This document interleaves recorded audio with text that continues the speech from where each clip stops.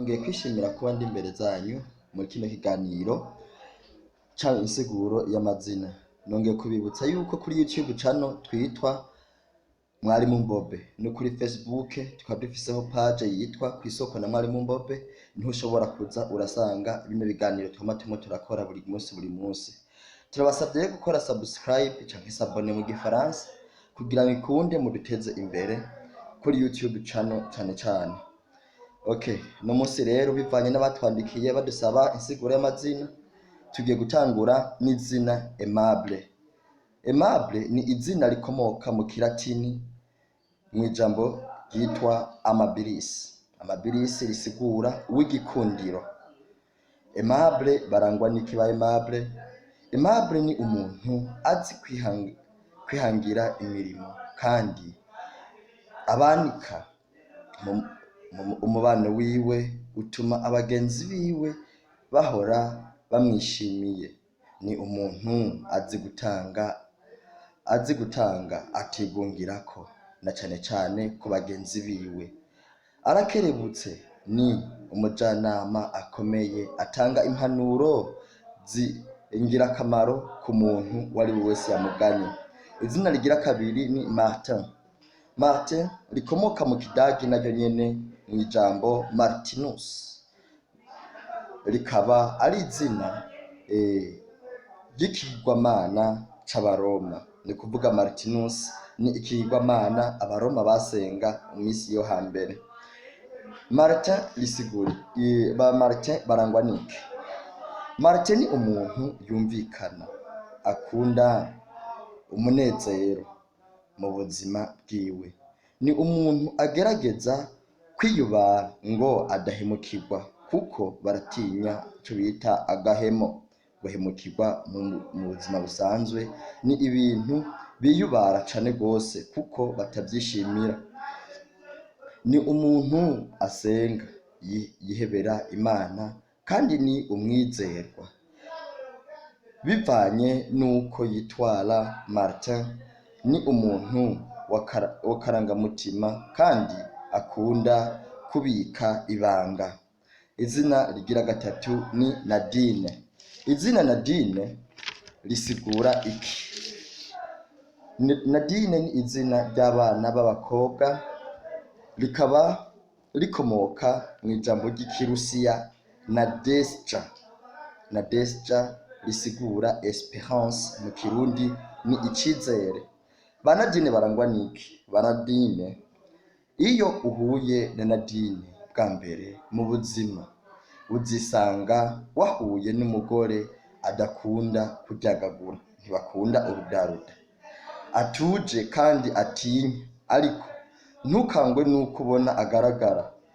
Uko umubona biratandukanye nuko ari, kuko ni umugore canke umukobwa azi kubana neza, asabana kandi ni umuntu ayobeye, kuko mu kanya kamwe usanga ari umuntu yishimye kandi afite nata, mu kandi kanya ugasanga ni umuntu ari serieuse. Mu gikorwa ni umunyamwuga, ari serieuse kandi yoroshe cane biteye amakenga. Izina rigira kane ni Emeline. Emeline risigura umukozi. Ba Emeline barangwa niki? Emeline ni umuntu w'umwete, arangwa no gushaka gukora ivyo adategetswe, ni kuvuga ivyo yishakiye, bikunde arengere inyungu ziwe.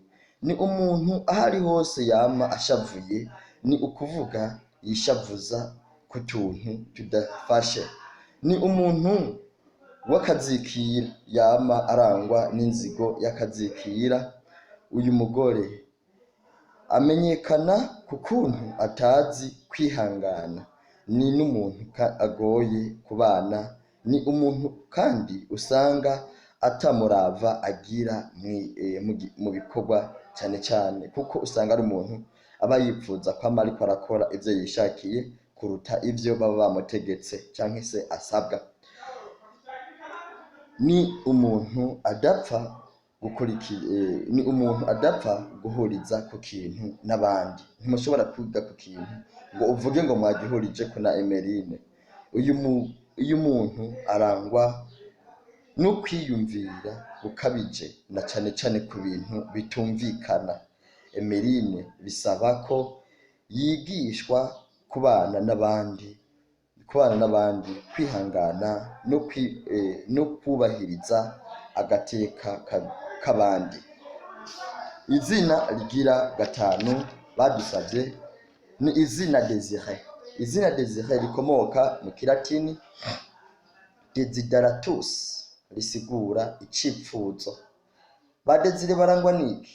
Desire ni umuntu ni abantu bameze nk'ibiremwa bitangaje. Ni umuntu atazi gukora ikintu ngo akigarukirize hagati. Iyo akoze igikorwa nimba yagitanguye ategerezwa kukirangiza. Akunda gukora neza cyane ku buryo bw'igitangaza. Ni umuntu azi gutuma abantu bashwabadukira ibikorwa vyiwe, ariko akaba umuhungu apinga cyane amategeko ya sosiyete. Ni incabwenge, ni umusenzi, azi kwitangira Imana. Ni umuntu kandi yama ashaka gukora ibintu mu buryo bwiza kurenza uko umuntu uwo ari we wese iwe yarigeze kugikora. Izina rigira gatandatu ni Rosine. Rosine ni izina rikomoka mu kilatini roza, mu gifaransa ni rose, mu kirundi ni izina risa na rose. Roza barangwa niki? Roza ni umugore atigera yihanganira ukunanirwa. Ni incabwenge kandi bazi gukora. Ni abantu barangwa n'igishika cinshi, boroshe kandi bikunda. Irindi zina badusavye ni Mercury. Mercury risa naho tutabonye insiguro yaryo uko bibereye, ariko twabonye izina Mercury mu Congereza riherezwe na Y, risigura God of Trade, mu Kirundi ni Imana y'urudandazo. Irindi zina ni Faustin. Faustin rikomoka mu kilatini. Faustin risigura umutunzi yishimye. Irindi zina badusavye rigira 9 ni Balthazar. Balthazar rikomoka mu Kigiriki, risigura Dieu protège le roi, mu Kirundi Imana ikingiye umwami. Izina Balthazar ryerekana umuntu yifatira imyanzuro. Balthazar ni umuntu atigera ava ku mwanzuro yafashe. Hari ikintu yafashe nk'umwanzuro, nta kintu na kimwe coshobora gutuma ava kuvyo yihaye nk'ihangiro. Ni wa muntu kandi iyo yihaye ikintu udashobora gutuma yokivako. Cyane cyane bimusaba kwiyubara mu buzima, cyane cyane ku gushaka kwiwe.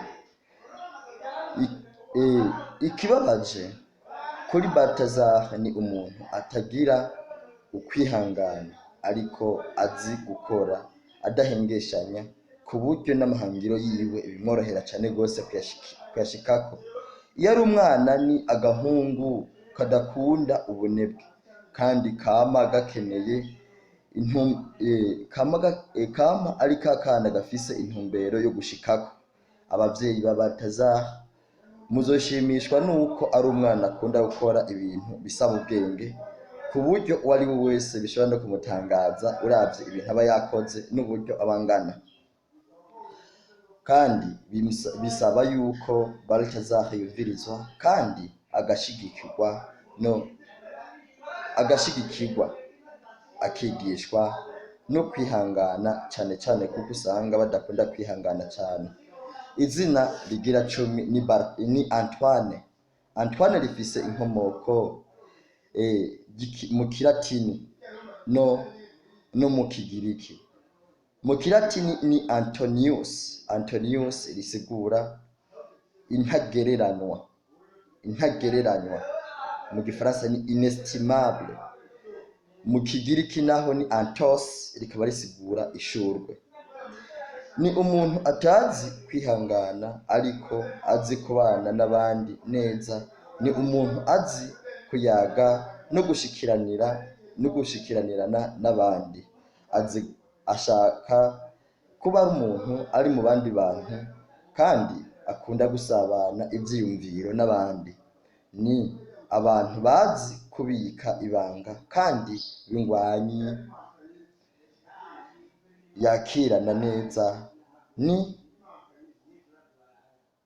umunyamahoro mu buzima bwiwe.